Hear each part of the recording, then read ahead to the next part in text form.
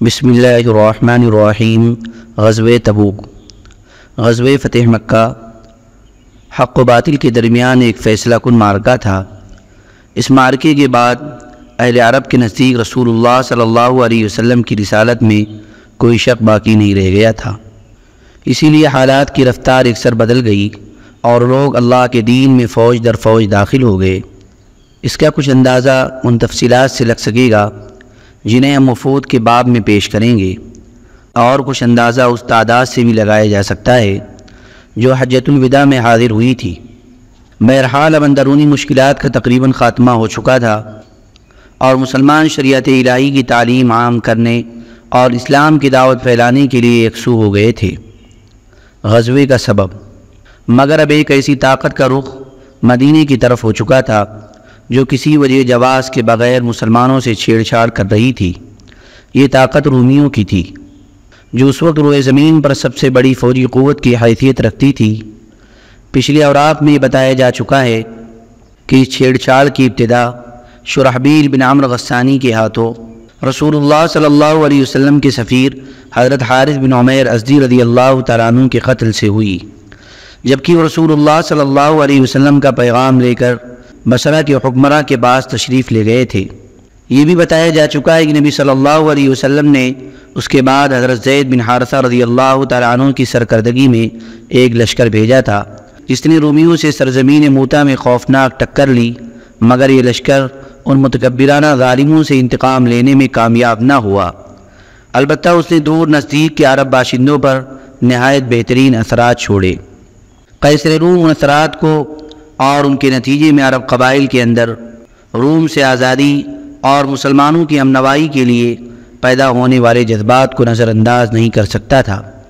اس کے لیے یقیناً یہ خطرہ تھا جو قدم بقدم اس کی سرحد کی طرف بڑھ رہا تھا اور عرب سے ملی ہوئی سرحد شام کے لیے چیلنج بنتا جا رہا تھا۔ اس لیے قیصر نے سوچا کہ مسلمانوں کی قوت کو ایک عظیم اور ناقابل شکست خطرے کی صورت اختیار کرنے سے پہلے کچل دینا ضروری ہے، تاکہ روم سے متصل عرب علاقوں میں فتنے اور ہنگامے سر نہ اٹھا سکیں۔ ان مصلحتوں کے پیش نظر ابھی جنگ موتا پر ایک سال بھی نہ گزرا تھا کہ قیصر نے رومی باشندوں اور اپنے ماتحت عربوں یعنی آل غسان وغیرہ پر مشتمل فوج کی فراہمی شروع کر دی اور ایک خونریز اور فیصلہ کن معرکے کی تیاری میں لگ گیا۔ روم و غسان کی تیاریوں کی عام خبریں ادھر مدینہ میں پے در پہ خبریں پہنچ رہی تھیں کہ رومی مسلمانوں کے خلاف ایک فیصلہ کن معرکے کی تیاری کر رہے ہیں۔ اس کی وجہ سے مسلمانوں کو ہمہ وقت کھٹکا لگا رہتا تھا اور ان کے کان کسی بھی غیر معتاد آواز کو سن کر فوراً کھڑے ہو جاتے تھے۔ وہ سمجھتے تھے کہ رومیوں کا ریلا آ گیا۔ اس کا اندازہ اس واقعے سے ہوتا ہے کہ اسی سن 9 ہجری میں نبی صلی اللہ علیہ وسلم نے اپنی ازواج مطہرات سے ناراض ہو کر 1 مہینے کے لیے ایلا کر لیا تھا اور انہیں چھوڑ کر ایک بالا خانہ میں علیحدہ ہو گئے تھے۔ صحابہ کرام کو ابتداءً حقیقت حال معلوم نہ ہو سکی تھی۔ انہوں نے سمجھا کہ نبی صلی اللہ علیہ وسلم نے طلاق دے دی ہے اور اس کی وجہ سے صحابہ کرام میں شدید رنج و غم پھیل گیا تھا۔ حضرت عمر بن خطاب رضی اللہ تعالیٰ عنہ اس واقعے کو بیان کرتے ہوئے کہتے ہیں کہ میرا ایک انصاری ساتھی تھا، جب میں خدمت نبوی میں موجود نہ ہوتا تو وہ میرے پاس خبر لاتا اور جب وہ موجود نہ ہوتا تو میں اس کے پاس خبر لے جاتا۔ یہ دونوں ہی عوالی مدینے میں رہتے تھے، ایک دوسرے کے پڑوسی تھے اور باری باری خدمت نبوی میں حاضر ہوتے تھے۔ اس زمانے میں ہمیں شاہ غسان کا خطرہ لگا ہوا تھا۔ ہمیں بتایا گیا تھا کہ وہ ہم پر یورش کرنا چاہتا ہے اور اس کے ڈر سے ہمارے سینے بھرے ہوئے تھے۔ ایک روز اچانک میرا انصاری ساتھی دروازہ پیٹنے لگا اور کہنے لگا، کھولو کھولو۔ میں نے کہا، کیا غسانی آ گئے؟ اس نے کہا، نہیں، بلکہ اس سے بھی بڑی بات ہو گئی۔ رسول اللہ صلی اللہ علیہ وسلم اپنی بیویوں سے علیحدہ ہو گئے ہیں۔ ایک دوسری روایت میں یوں ہے کہ حضرت عمر رضی اللہ تعالیٰ عنہ نے کہا، ہم میں چرچا تھا کہ آل غسان ہم پر چڑھائی کرنے کے لیے گھوڑوں کو نال لگوا رہے ہیں۔ ایک روز میرا ساتھی اپنی باری پر گیا اور عشاء کے وقت واپس آ کر میرا دروازہ بڑے زور سے پیٹا اور کہا، کیا وہ یعنی عمر سویا ہوا ہے؟ میں گھبرا کر آیا۔ اس نے کہا کہ بڑا حادثہ ہو گیا۔ میں نے کہا، کیا ہوا؟ کیا غسانی آ گئے؟ اس نے کہا، نہیں، بلکہ اس سے بھی بڑا اور لمبا حادثہ، رسول اللہ صلی اللہ علیہ وسلم نے اپنی بیویوں کو طلاق دے دی ہے۔ اس سے اس صورتحال کی سنگینی کا اندازہ لگایا جا سکتا ہے جو اس وقت رومیوں کی جانب سے مسلمانوں کو درپیش تھی۔ اس میں مزید اضافہ منافقین کی ان ریشہ دانیوں سے ہوا جو انہوں نے رومیوں کی تیاری کی خبریں مدینہ پہنچنے کے بعد شروع کی۔ چنانچہ اس کے باوجود کہ یہ منافقین دیکھ چکے تھے کہ رسول اللہ صلی اللہ علیہ وسلم ہر میدان میں کامیاب ہیں اور وہ زمین کی کسی طاقت سے نہیں ڈرتے، بلکہ جو رکاوٹیں آپ کی راہ میں حائل ہوتی ہیں وہ پاش پاش ہو جاتی ہیں، اس کے باوجود ان منافقین نے یہ امید باندھ لی کہ مسلمانوں کے خلاف انہوں نے اپنے سینوں میں جو دیرینہ آرزو چھپا رکھی تھی اور جس گردش دورہ کا وہ عرصے سے انتظار کر رہے ہیں، اب اس کی تکمیل کا وقت قریب آ گیا ہے۔ اپنے اسی تصور کی بنا پر انہوں نے ایک مسجد کی شکل میں جو مسجد ضرار کے نام سے مشہور ہوئی، دسیسہ کاری اور سازش کا ایک بڑھ تیار کیا، جس کی بنیاد اہل ایمان کے درمیان تفرقہ اندازی اور اللہ اور اس کے رسول کے ساتھ کفر اور اسے لڑنے والوں کے لیے گھات کی جگہ فراہم کرنے کے ناپاک مقصد پر رکھی، اور رسول اللہ صلی اللہ علیہ وسلم سے گزارش کی کہ آپ اس میں نماز پڑھ دیں۔ اس سے منافقین کا مقصد یہ تھا کہ وہ اہل ایمان کو فریب میں رکھیں اور انہیں پتہ نہ لگنے دیں کہ اس مسجد میں ان کے خلاف سازش اور دسیسہ کاری کی کارروائیاں انجام دی جا رہی ہیں، اور مسلمان اس مسجد میں آنے جانے والوں پر نظر نہ رکھیں۔ اس طرح یہ مسجد منافقین اور ان کے بیرونی دوستوں کے لیے ایک پرامن گھونسلے اور بھٹ کا کام دے، لیکن رسول اللہ صلی اللہ علیہ وسلم نے اس مسجد میں نماز کی ادائیگی کو جنگ سے واپسی تک کے لیے مؤخر کر دیا، کیونکہ آپ تیاری میں مشغول تھے۔ اس طرح منافقین اپنے مقصد میں کامیاب نہ ہو سکے اور اللہ نے ان کا پردہ واپسی سے پہلے ہی چاک کر دیا۔ چنانچہ آپ صلی اللہ علیہ وسلم نے غزوے سے واپس آ کر اس مسجد میں نماز پڑھنے کے بجائے اسے منہدم کر دیا۔ روم و غسان کی تیاریوں کی خاص خبریں۔ ان حالات اور خبروں کا مسلمان سامنا کر ہی رہے تھے کہ انہیں اچانک ملک شام سے تیل لے کر آنے والے نبطیوں سے معلوم ہوا کہ ہرقل نے 40,000 سپاہیوں کا ایک لشکر جرار تیار کیا ہے اور روم کے ایک عظیم کمانڈر کو اس کی کمان سونپی ہے۔ اپنے جھنڈے تلے عیسائی قبائل لخم و جذام وغیرہ کو بھی جمع کر لیا ہے اور ان کا اراول دستہ بلقا پہنچ چکا ہے۔ اس طرح ایک بڑا خطرہ مجسم ہو کر مسلمانوں کے سامنے آ گیا۔ حالات کی نزاکت میں اضافہ۔ پھر جس بات سے صورتحال کی نزاکت میں مزید اضافہ ہو رہا تھا وہ یہ تھی کہ زمانہ سخت گرمی کا تھا، لوگ تنگی اور قید سالی کی آزمائش سے دوچار تھے، سواریاں کم تھیں، پھل پک چکے تھے، اس لیے لوگ پھل اور سائے میں رہنا چاہتے تھے، وہ فی الفور روانگی نہ چاہتے تھے۔ ان سب پر مستزاد مسافت کی دوری اور راستے کی پیچیدگی اور دشواری تھی۔ رسول اللہ صلی اللہ علیہ وسلم کی طرف سے قطعی اقدام کا فیصلہ، لیکن رسول اللہ صلی اللہ علیہ وسلم حالات و تغیرات کا مطالعہ کہیں زیادہ دقت نظر سے فرما رہے تھے۔ آپ سمجھ رہے تھے کہ اگر آپ نے ان فیصلہ کن لمحات میں رومیوں سے جنگ لڑنے میں کاہلی اور سستی سے کام لیا، رومیوں کو مسلمانوں کے زیر اثر علاقوں میں گھسنے دیا اور وہ مدینہ تک بڑھ اور چڑھ آئے، تو اسلامی دعوت پر اس کے نہایت برے اثرات مرتب ہوں گے۔ مسلمانوں کی فوجی ساکھ اکھڑ جائے گی اور وہ جاہلیت جو جنگ حنین میں کاری ضرب لگنے کے بعد آخری دم توڑ رہی ہے دوبارہ زندہ ہو جائے گی، اور منافقین جو مسلمانوں پر گردش زمانہ کا انتظار کر رہے ہیں اور ابو عامر فاسق کے ذریعے شاہ روم سے رابطہ قائم کیے ہوئے ہیں، پیچھے سے آئین اس وقت مسلمانوں کے شکم میں خنجر گھونپ دیں گے جب آگے سے رومیوں کا ریلا ان پر خونخوار حملہ کر رہا ہوگا۔ اس طرح وہ بہت ساری کوششیں رائگاں چلی جائیں گی جو آپ نے اور آپ کے صحابہ کرام نے اسلام کی نشر و اشاعت میں صرف کی تھی، اور بہت ساری کامیابیاں ناکامی میں تبدیل ہو جائیں گی جو طویل اور خریز جنگوں اور مسلسل فوجی دوڑ دھوپ کے بعد حاصل کی گئی تھی۔ رسول اللہ صلی اللہ علیہ وسلم ان نتائج کو اچھی طرح سمجھ رہے تھے، اس لیے عسرت و شدت کے باوجود آپ صلی اللہ علیہ وسلم نے طے کیا کہ رومیوں کو دارالاسلام کی طرف پیش قدمی کی مہلت دیے بغیر خود ان کے علاقے اور حدود میں گھس کر ان کے خلاف ایک فیصلہ کن جنگ لڑی جائے۔ رومیوں سے جنگ کی تیاری کا اعلان۔ یہ معاملہ طے کر لینے کے بعد آپ صلی اللہ علیہ وسلم نے صحابہ کرام میں اعلان فرما دیا کہ لڑائی کی تیاری کریں۔ قبائل عرب اور اہل مکہ کو بھی پیغام دیا کہ لڑائی کے لیے نکل پڑیں۔ آپ صلی اللہ علیہ وسلم کا دستور تھا کہ جب کسی غزوے کا ارادہ فرماتے تو کسی اور ہی جانب کا توریہ کرتے، لیکن صورتحال کی نزاکت اور تنگی کی شدت کے سبب اب کی بار آپ صلی اللہ علیہ وسلم نے صاف صاف اعلان فرما دیا کہ رومیوں سے جنگ کا ارادہ ہے تاکہ لوگ مکمل تیاری کر لیں۔ آپ صلی اللہ علیہ وسلم نے اس موقع پر لوگوں کو جہاد کی ترغیب بھی دی اور جنگ ہی پر ابھارنے کے لیے سورہ توبہ کا بھی ایک ٹکڑا نازل ہوا۔ ساتھ ہی آپ صلی اللہ علیہ وسلم نے صدقہ و خیرات کرنے کی فضیلت بیان کی اور اللہ کی راہ میں اپنا نفیس مال خرچ کرنے کی رغبت دلائی۔ غزوے کی تیاری کے لیے مسلمانوں کی دوڑ دھوپ۔ صحابہ کرام نے جو ہی رسول اللہ صلی اللہ علیہ وسلم کا ارشاد سنا کہ آپ صلی اللہ علیہ وسلم رومیوں سے جنگ کی دعوت دے رہے ہیں، جھٹ اس کی تعمیل کے لیے دوڑ پڑے اور پوری تیز رفتاری سے لڑائی کی تیاری شروع کر دی۔ قبیلے اور برادریاں ہر چہار جانب سے مدینہ میں اترنا شروع ہو گئیں، اور سوائے ان لوگوں کے جن کے دلوں میں نفاق کی بیماری تھی، کسی مسلمان نے اس غزوے سے پیچھے رہنا گوارا نہ کیا۔ البتہ 3 مسلمان اس سے مستثنیٰ ہیں کہ صحیح الایمان ہونے کے باوجود انہوں نے غزوے میں شرکت نہ کی۔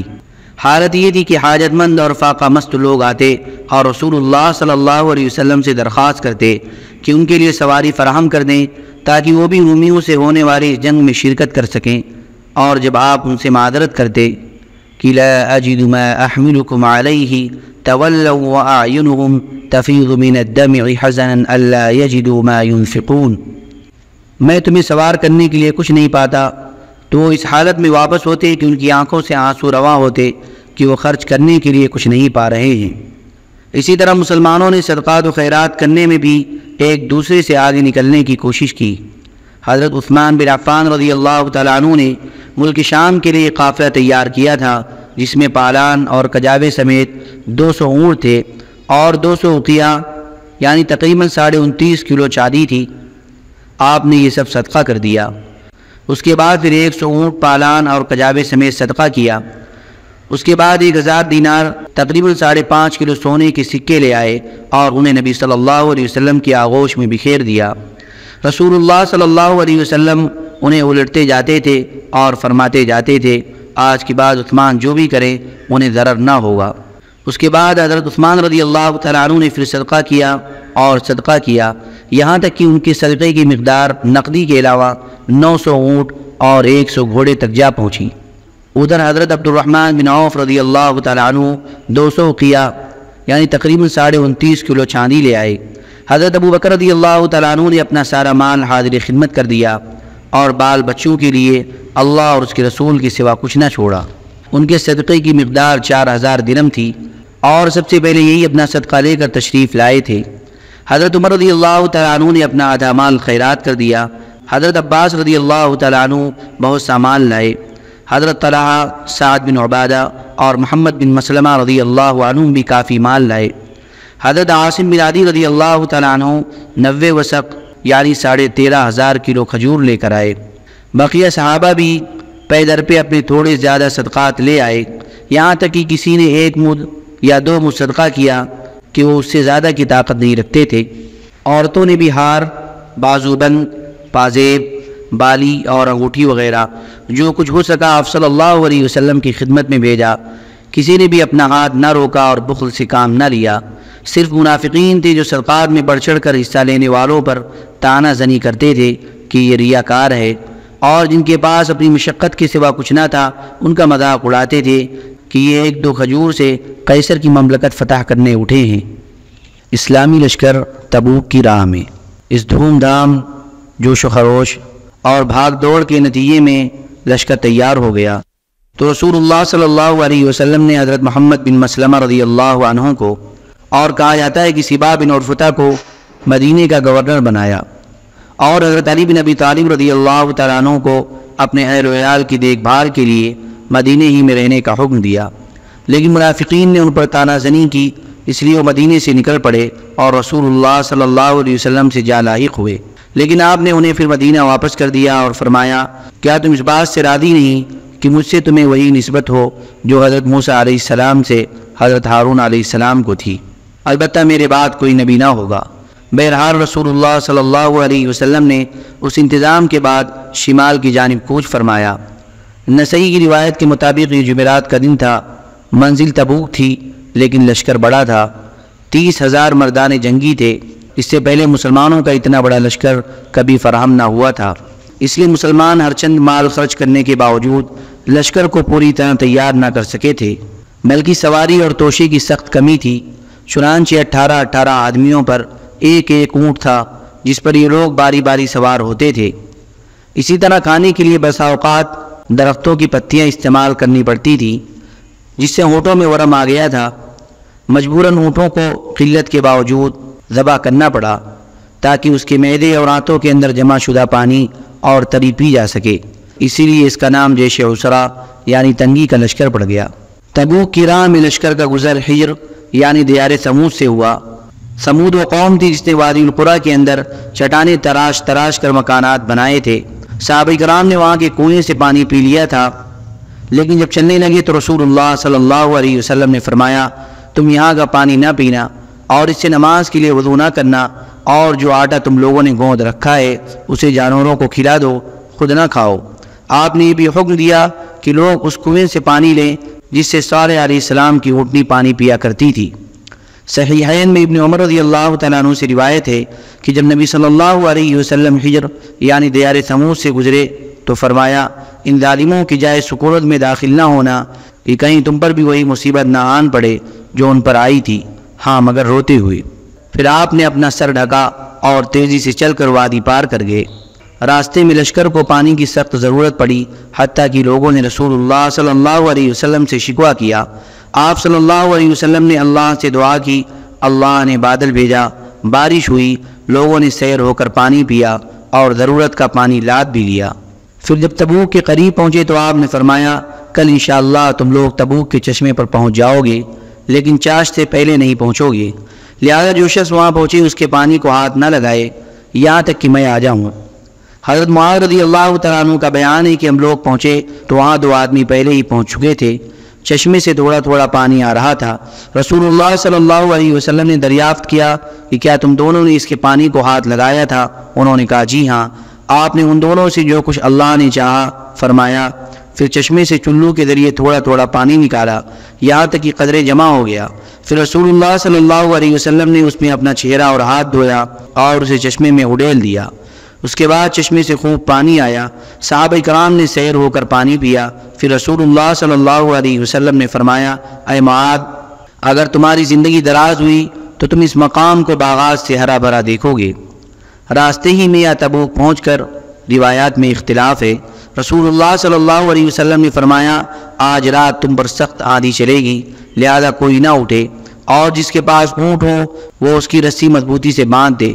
چنانچہ سخت آندھی چلی، ایک شخص کھڑا ہو گیا تو آندھی نے اسے اڑا کر طے کی 2 پہاڑیوں کے درمیان پھینک دیا۔ راستے میں رسول اللہ صلی اللہ علیہ وسلم کا معمول تھا کہ آپ ظہر اور عصر کی نمازیں اکٹھی اور مغرب و عشاء کی نمازیں اکٹھی پڑھتے تھے، جمع تقدیم بھی کرتے تھے اور جمع تاخیر بھی۔ جمع تقدیم کا مطلب یہ ہے کہ ظہر اور عصر دونوں ظہر کے وقت میں اور مغرب و عشاء دونوں مغرب کے وقت میں پڑھی جائیں، اور جمع تاخیر کا مطلب یہ ہے کہ ظہر اور عصر دونوں عصر کے وقت میں اور مغرب و عشاء دونوں عشاء کے وقت میں پڑھی جائے۔ اسلامی لشکر تبوک میں اتر کر خیمہ زن ہوا، وہ رومیوں سے 2 ہاتھ کرنے کے لیے تیار تھا۔ پھر رسول اللہ صلی اللہ علیہ وسلم نے اہل لشکر کو مخاطب کر کے نہایت بلیغ خطبہ دیا۔ آپ نے جوامع الکلم ارشاد فرمائے، دنیا اور آخرت کی بھلائی کی رغبت دلائی، اللہ کے عذاب سے ڈرایا اور اس کے انعامات کی خوشخبری دی۔ اس طرح فوج کا حوصلہ بلند ہو گیا، ان میں توشے، ضروریات اور سامان کی کمی کے سبب جو نقص اور خلل تھا اس کا بھی ازالہ ہو گیا۔ دوسری طرف رومیوں اور ان کے حلیفوں کا یہ حال ہوا کہ رسول اللہ صلی اللہ علیہ وسلم کی آمد کی خبر سن کر ان کے اندر خوف کی لہر دوڑ گئی، انہیں آگے بڑھنے اور ٹکر لینے کی ہمت نہ ہوئی، اور وہ اندرون ملک مختلف شہروں میں بکھر گئے۔ ان کے اس طرز عمل کا اثر جزیرہ عرب کے اندر اور باہر مسلمانوں کی فوجی ساخت پر بہت عمدہ مرتب ہوا، اور مسلمانوں نے ایسے اہم سیاسی فائدے حاصل کیے کہ جنگ کی صورت میں اس کا حاصل کرنا آسان نہ ہوتا۔ تفصیل یہ ہے، ایلا کے حاکم یوحنا بن روبہ نے آپ کی خدمت میں حاضر ہو کر جزیہ کی ادائیگی منظور کی اور صلح کا معاہدہ کیا۔ جربہ اور عذرو کے باشندوں نے بھی خدمت نبوی میں حاضر ہو کر جزیہ دینا منظور کیا۔ رسول اللہ صلی اللہ علیہ وسلم نے ان کے لیے ایک تحریر لکھ دی جو ان کے پاس محفوظ تھی۔ آپ نے حاکم اعلیٰ کو بھی ایک تحریر لکھ کر دی جو یہ تھی: بسم اللہ الرحمن الرحیم، یہ پروان امن ہے اللہ کی جانب سے اور نبی محمد رسول اللہ کی جانب سے یوحنا بن روبہ اور باشندگان ایلا کے لیے۔ خشکی اور سمندر میں ان کی کشتیوں اور قافلوں کے لیے اللہ کا ذمہ ہے اور محمد نبی کا ذمہ ہے، اور یہی ذمہ ان شامی اور سمندری باشندوں کے لیے ہے جو یوحنا کے ساتھ ہوں۔ ہاں، اگر ان کا کوئی آدمی کوئی گڑبڑ کرے گا تو اس کا مال اس کی جان کے آگے روک نہ بن سکے گا، اور جو آدمی اس کا مال لے لے گا اس کے لیے وہ حلال ہوگا۔ انہیں کسی چشمے پر اترنے اور خشکی یا سمندر کے کسی راستے پر چلنے سے منع نہیں کیا جا سکتا۔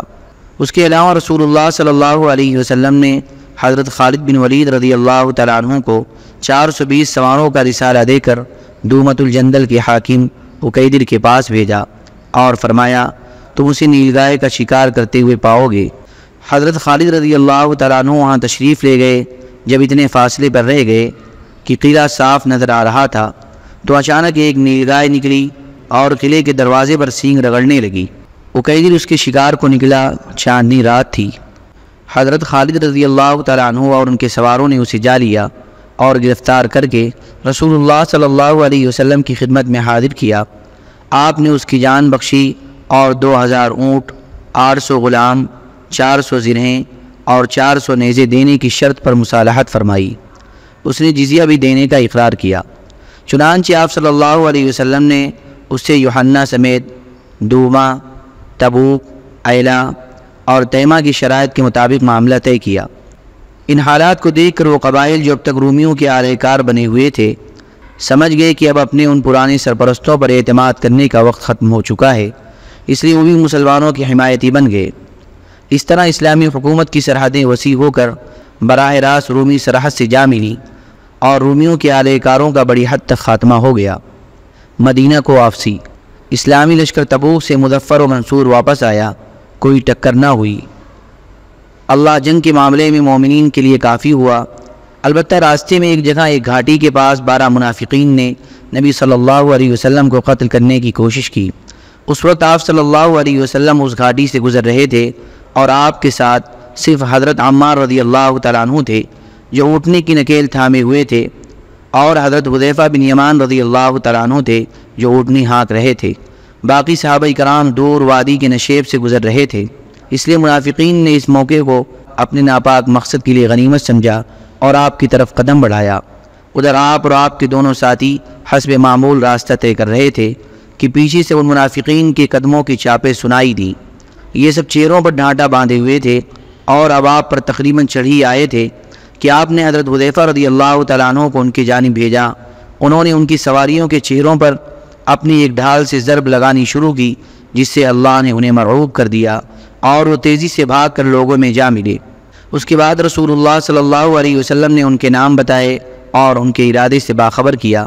اسی لیے حضرت حذیفہ رضی اللہ تعالیٰ عنہ کو رسول اللہ صلی اللہ علیہ وسلم کا رازدہ کہا جاتا ہے۔ اسی واقعے سے متعلق اللہ تعالیٰ کا ارشاد نازل ہوا کہ وَهَمُّوا بِمَا لَمْ يَنَالُوا، انہوں نے اس کام کا قصد کیا جسے وہ نہ پا سکے۔ خاتمے سفر پر جب دور سے نبی صلی اللہ علیہ وسلم کو مدینہ کے نقوش دکھائی پڑے تو آپ نے فرمایا یہ رہا طابا اور یہ رہا احد، یہ وہ پہاڑ ہے جو ہم سے محبت کرتا ہے اور جس سے ہم محبت کرتے ہیں۔ ادھر مدینہ میں آپ صلی اللہ علیہ وسلم کی آمد کی خبر پہنچی تو عورتیں، بچے اور بچیاں باہر نکل پڑیں اور زبردست اعزاز کے ساتھ لشکر کا استقبال کرتے ہوئے یہ نغمہ گنگنایا: طلع البدر علینا من ثنیات الوداع وجب الشکر علینا ما دعا للہ داع۔ ہم پر ثنیۃ الوداع سے 14ویں کا چاند طلوع ہوا، جب تک پکارنے والا اللہ کو پکارے ہم پر شکر واجب ہے۔ رسول اللہ صلی اللہ علیہ وسلم تبوک کے لیے رجب میں روانہ ہوئے تھے اور واپس آئے تو رمضان کا مہینہ تھا۔ اس سفر میں پورے 50 روز صرف ہوئے، 20 دن تبوک میں اور 30 دن آمد و رفت میں۔ یہ آپ صلی اللہ علیہ وسلم کی حیات مبارکہ کا آخری غزوہ تھا جس میں آپ نے بنفس نفیس شرکت فرمائی۔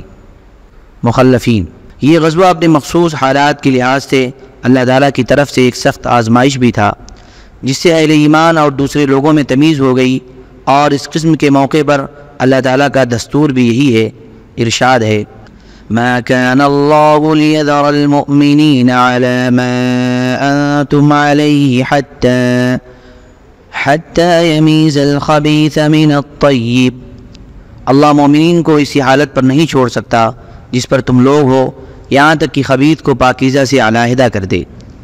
چنانچہ اس غزوے میں سارے کے سارے مومنین صادقین نے شرکت کی اور اسے غیر حاضری نفاق کی علامت قرار پائی۔ چنانچہ کیفیت یہ تھی کہ اگر کوئی پیچھے رہ گیا تھا اور اس کا ذکر رسول اللہ صلی اللہ علیہ وسلم سے کیا جاتا تو آپ فرماتے کہ اسے چھوڑ دو، اگر اس میں خیر ہے تو اللہ اسے جلدی تمہارے پاس پہنچا دے گا، اور اگر ایسا نہیں ہے تو پھر اللہ نے تمہیں اس سے راحت دے دی ہے۔ غرض اس غزوے سے یا تو وہ لوگ پیچھے رہے جو معذور تھے، یا وہ لوگ جو منافق تھے جنہوں نے اللہ اور اس کے رسول سے ایمان کا جھوٹا دعویٰ کیا تھا اور اب جھوٹا عذر پیش کر کے غزوے میں شریک نہ ہونے کی اجازت لے لی تھی اور پیچھے بیٹھ رہے تھے، یا سرے سے اجازت لیے بغیر ہی بیٹھے رہ گئے تھے۔ ہاں 3 آدمی ایسے تھے جو سچے اور پکے مومن تھے اور کسی وجہ جواز کے بغیر پیچھے رہ گئے تھے، انہیں اللہ نے آزمائش میں ڈالا اور پھر ان کی توبہ قبول کی۔ اس کی تفصیل یہ ہے کہ واپسی پر رسول اللہ صلی اللہ علیہ وسلم مدینہ میں داخل ہوئے تو حسب معمول سب سے پہلے مسجد نبوی میں تشریف لے گئے، وہاں 2 رکعت نماز پڑھی اور پھر لوگوں کی خاطر بیٹھ گئے۔ ادھر منافقین نے، جن کی تعداد 80 سے کچھ زیادہ تھی، آ کر عذر پیش کرنے شروع کر دیے اور قسمیں کھانے لگے۔ آپ صلی اللہ علیہ وسلم نے ان سے ان کا ظاہر قبول کرتے ہوئے بیعت کر لی اور دعائے مغفرت کی اور ان کا باطن اللہ کے حوالے کر دیا۔ باقی رہے تینوں مومنین صادقین، یعنی حضرت کعب بن مالک، مرارہ بن ربیعی اور ہلال بن امیہ، تو انہوں نے سچائی اختیار کرتے ہوئے اقرار کیا کہ ہم نے کسی مجبوری کے بغیر غزوے میں شرکت نہیں کی تھی۔ اس پر رسول اللہ صلی اللہ علیہ وسلم نے صحابہ کرام کو حکم دیا کہ ان تینوں سے بات چیت نہ کریں، چنانچہ ان کے خلاف سخت بائیکاٹ شروع ہو گیا۔ لوگ بدل گئے، زمین بھیانک ہو گئی اور کشادگی کے باوجود تنگ ہو گئی۔ خود ان کی اپنی جان پر بن آئی، سختی یہاں تک بڑھی کہ 40 روز گزرنے کے بعد حکم دیا گیا کہ اپنی عورتوں سے بھی الگ رہیں۔ جب بائیکاٹ پر 50 روز پورے ہو گئے تو اللہ نے ان کی توبہ قبول کیے جانے کا مژدہ نازل کیا۔ ارشاد ہوا: وعلى الثلاثة الذين خلفوا حتى إذا ضاقت عليهم الأرض بما رحبت وضاقت عليهم أنفسهم وظنوا أن لا ملجأ من الله إلا إليه ثم تاب عليهم ليتوبوا إن الله هو التواب الرحيم۔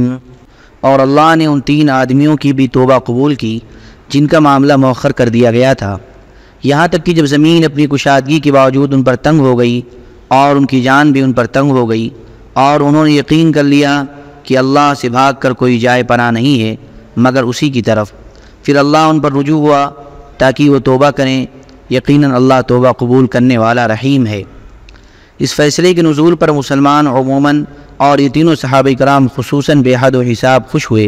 لوگوں نے دوڑ دوڑ کر بشارت دی، خوشی سے چہرے کھل اٹھے اور انعامات اور صدقے دیے۔ در حقیقت یہ ان کی زندگی کا سب سے باسعادت دن تھا۔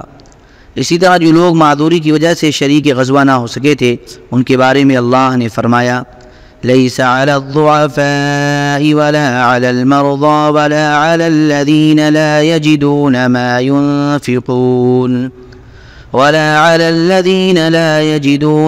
ينفقون حرج إذا نصحوا لله ورسوله۔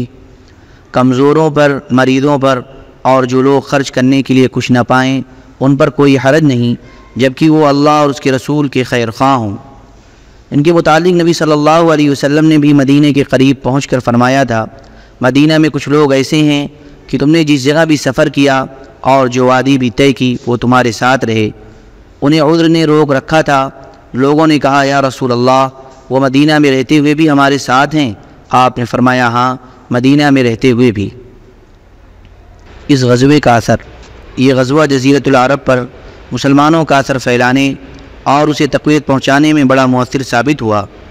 لوگوں پر یہ بات اچھی طرح واضح ہو گئی کہ اب جزیرۃ العرب میں اسلام کی طاقت کے سوا اور کوئی طاقت زندہ نہیں رہ سکتی۔ اس طرح جاہلین اور منافقین کی وہ بچی کچی آرزوئیں اور امیدیں بھی ختم ہو گئیں جو مسلمانوں کے خلاف گردش زمانہ کے انتظار میں ان کے نہا خانہ دل میں پنہا تھیں، کیونکہ ان کی ساری امیدیں اور آرزوؤں کا محور رومی طاقت تھی، اور اس غزوے میں اس کا بھی بھرم کھل گیا تھا۔ اس لیے ان حضرات کے حوصلے ٹوٹ گئے اور انہوں نے امر واقعے کے سامنے سپر ڈال دی کہ اب اس سے بھاگنے اور چھٹکارا پانے کی کوئی راہ ہی نہیں رہ گئی تھی، اور اسی صورتحال کی بنا پر اب اس کی بھی ضرورت نہیں رہ گئی تھی کہ مسلمان منافقین کے ساتھ رفق و نرمی کا معاملہ کریں۔ لہذا اللہ نے ان کے خلاف سخت رویہ اختیار کرنے کا حکم صادر فرمایا، یہاں تک کہ ان کے صدقے قبول کرنے، ان کی نماز جنازہ پڑھنے، ان کے لیے دعائے مغفرت کرنے اور ان کی قبروں پر کھڑے ہونے سے روک دیا، اور انہوں نے مسجد کے نام پر سازش اور دسیسہ کاری کا جو گھونسلہ تعمیر کیا تھا اسے ڈھانے کا حکم دیا۔ پھر ان کے بارے میں ایسی آیتیں نازل ہوئیں کہ وہ بالکل ننگے ہو گئے اور انہیں پہچاننے میں کوئی ابہام نہ رہا، گویا اہل مدینہ کے لیے ان آیات نے منافقین پر انگلیاں رکھ دیں۔ اس غزوے کے اثرات کا اندازہ اس سے بھی کیا جا سکتا ہے کہ فتح مکہ کے بعد بلکہ اس سے بھی پہلے عرب کے وفود اگرچہ رسول اللہ صلی اللہ علیہ وسلم کی خدمت میں آنا شروع ہو گئے تھے، لیکن ان کی بھرمار اس غزوے کے بعد ہی ہوئی۔ اس غزوے سے متعلق قرآن کریم کا نزول۔ اس غزوے سے متعلق سورہ توبہ کی بہت سی آیات نازل ہوئیں، کچھ روانگی سے پہلے، کچھ روانگی کے بعد دوران سفر، اور کچھ مدینہ واپس آنے کے بعد۔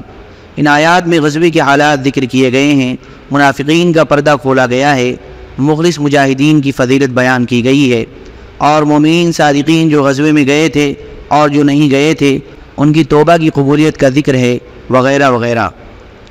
اس سن کے بعض اہم واقعات۔ اس سن یعنی سن 9 ہجری میں تاریخی اہمیت کے متعدد واقعات پیش آئے۔ نمبر 1، تبوک سے رسول اللہ صلی اللہ علیہ وسلم کی واپسی کے بعد وعیمر عجلانی اور ان کی بیوی کے درمیان لعان ہوا۔ نمبر 2، غامدیہ عورت کو جس نے آپ کی خدمت میں حاضر ہو کر بدکاری کا اقرار کیا تھا رجم کیا گیا۔ اس عورت نے بچے کی پیدائش کے بعد جب دودھ چھڑا لیا تب اسے رجم کیا گیا تھا۔ نمبر 3، اصحمہ نجاشی شاہ حبشہ نے وفات پائی اور رسول اللہ صلی اللہ علیہ وسلم نے اس کی غائبانہ نماز جنازہ پڑھی۔ نمبر 4، نبی صلی اللہ علیہ وسلم کی صاحبزادی ام کلثوم رضی اللہ عنہا کی وفات ہوئی۔ ان کی وفات پر آپ کو سخت غم ہوا اور آپ نے حضرت عثمان سے فرمایا کہ اگر میرے پاس تیسری لڑکی ہوتی تو اس کی شادی بھی تم سے کر دیتا۔ نمبر 5، تبوک سے رسول اللہ صلی اللہ علیہ وسلم کی واپسی کے بعد راس المنافقین عبداللہ بن ابی نے وفات پائی۔ رسول اللہ صلی اللہ علیہ وسلم نے اس کے لیے دعائے مغفرت کی اور حضرت عمر رضی اللہ تعالیٰ عنہ کے روکنے کے باوجود اس کی نماز جنازہ پڑھی۔ بعد میں قرآن کریم نازل ہوا اور اس میں حضرت عمر رضی اللہ تعالیٰ عنہ کی موافقت اور تائید کرتے ہوئے منافقین پر نماز جنازہ پڑھنے سے منع کر دیا گیا۔ حج سن 9 ہجری، زیر امارت حضرت ابوبکر رضی اللہ تعالیٰ عنہ۔ اسی سال ذی قعدہ یا ذی الحجہ سن 9 ہجری میں رسول اللہ صلی اللہ علیہ وسلم نے مناسک حج قائم کرنے کی غرض سے ابوبکر رضی اللہ تعالیٰ عنہ کو امیر الحج بنا کر روانہ فرمایا۔ اس کے بعد سورہ برات کا ابتدائی حصہ نازل ہوا جس میں مشرکین سے کیے گئے عہد و پیمان کو برابری کی بنیاد پر ختم کرنے کا حکم دیا گیا تھا۔ اس حکم کے آ جانے کے بعد رسول اللہ صلی اللہ علیہ وسلم نے حضرت علی بن ابی طالب رضی اللہ تعالیٰ عنہ کو روانہ فرمایا تاکہ وہ آپ کی جانب سے اس کا اعلان کر دیں۔ ایسا اس لیے کرنا پڑا کہ خون اور مال کے عہد و پیمان کے سلسلے میں عرب کا یہ دستور تھا کہ آدمی یا تو خود اعلان کرے یا اپنی خاندان کے کسی فرد سے اعلان کرائے۔ خاندان سے باہر کے کسی آدمی کا کیا ہوا اعلان تسلیم نہیں کیا جاتا تھا۔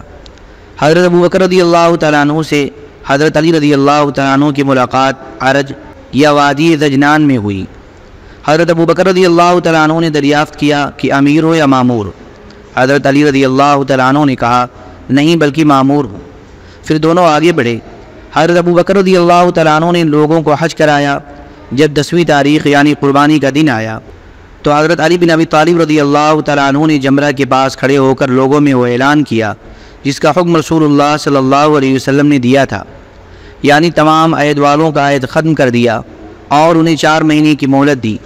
اس طرح جن کے ساتھ کوئی عہد و پیمان نہ تھا انہیں بھی 4 مہینے کی مہلت دی۔ البتہ جن مشرکین نے مسلمانوں سے عہد نبھانے میں کوئی کوتاہی نہ کی تھی اور نہ مسلمانوں کے خلاف کسی کی مدد کی تھی، ان کا عہد ان کی طے کردہ مدت تک برقرار رکھا۔ اور حضرت ابوبکر رضی اللہ تعالیٰ عنہ نے صحابہ کرام کی ایک جماعت بھیج کر یہ اعلان عام کرایا کہ آئندہ سے کوئی مشرک حج نہیں کر سکتا اور نہ کوئی ننگا آدمی بیت اللہ کا طواف کر سکتا ہے۔ یہ اعلان گویا جزیرۃ العرب سے بت پرستی کے خاتمے کا اعلان تھا، یعنی اس سال کے بعد بت پرستی کے لیے آمد و رفت کی کوئی گنجائش نہیں۔ اللہم صلی علی سیدنا و حبیبنا و محبوبنا و مولانا محمد وبارک وسلم۔ سبحان ربک رب العزة عما یصفون وسلام علی المرسلین والحمد للہ رب العالمین۔